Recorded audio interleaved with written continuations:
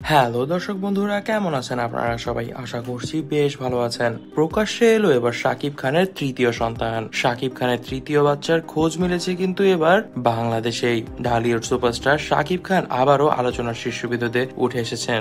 জয় ও বীর এই দুই পুত্রের পর হঠাৎ করে তৃতীয় সন্তানের খবর প্রকাশ্যে এলো, যা শুনে বিস্ময়কর বাকরুদ্ধকর অবস্থায় আছেন ভক্তরা। তৃতীয় সন্তানের খোঁজ কোথা থেকে মিলল, এটি কিন্তু এখন সবার জানার বিষয়। সম্প্রতি এক ঘনিষ্ঠ সূত্র থেকে জানা যায়, শাকিব খানের তৃতীয় সন্তানের মা ঢালিউডেরই এক উঠতি অভিনেত্রী। বেশ কয়েক বছর ধরেই দুজনের মধ্যে এই সম্পর্ক ছিল গোপন, তবে সন্তানের খবরটি এতদিন ছিল পুরোপুরি চেপে রাখা। একটি ফেসবুক লাইভে এসে সেই অভিনেত্রী পরোক্ষভাবে ইঙ্গিত দেন তার সন্তানের পিতা একজন সুপারস্টার। এরপরই আলোচনার কেন্দ্রে উঠে আসে শাকিব খানের নাম। শাকিব খানের প্রতিক্রিয়া কিন্তু বরাবরের মতনই শান্ত এবং ক্ষিপ্ত প্রকৃতির। এই খবরের পর শাকিব খানকে যখন সাংবাদিকরা প্রশ্ন করেন, তিনি শুধুই বলেন, সময় হলেই সব জানতে পারবেন, এখন কিছুই বলতে চাই না। আর মানুষজন যা মনে করছে মানুষজনকে মনে করতে দিই, কারণ কাউকে কোনো কিছু বোঝাতে গেলে কেউ কিছুই বুঝবে না। তবে এর উত্তরে কিন্তু একটি কথাই সামনে উঠে আসছে। শাকিব খান কিন্তু প্রত্যক্ষভাবে অস্বীকার করেনি যে সেই অভিনেত্রীর বাবা